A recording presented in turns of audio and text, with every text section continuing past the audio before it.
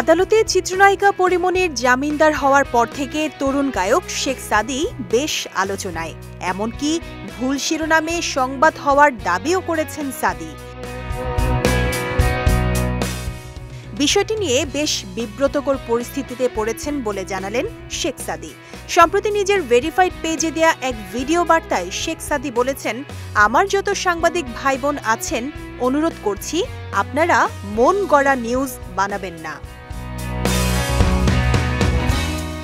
শেখ সাদী তার এই ব্যক্তিগত বিষয় নিয়ে কোনো ধরনের মন্তব্য করতে চান না। তিনি বললেন, ব্যক্তিগত কোনো বিষয় নিয়ে আমি মন্তব্য করতে চাচ্ছি না, সুতরাং এটি নিয়ে জোর করে ইস্যু ক্রিয়েট করবেন না।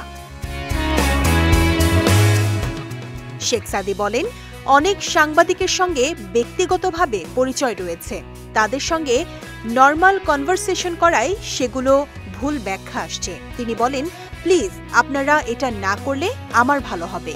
এই বিষয়ে যেসব কথা হচ্ছে এতে আমি ব্যক্তিগতভাবে ইতস্তত বোধ করছি।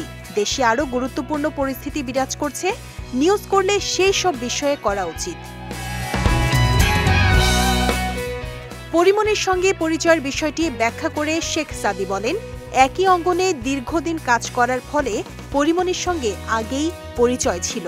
250-টিরও বেশি ডিজাইন অপশন নিয়ে ওয়ালটন স্মার্ট ফ্রিজ, বোঝে আপনার প্রয়োজন। পেশাগত কারণে তার সঙ্গে আমার পরিচয়, মাঝে মধ্যে দেখা ও কথাবার্তাও হয়। এটি নিয়ে বেশি কিছু বলার তো কিছু দেখি না।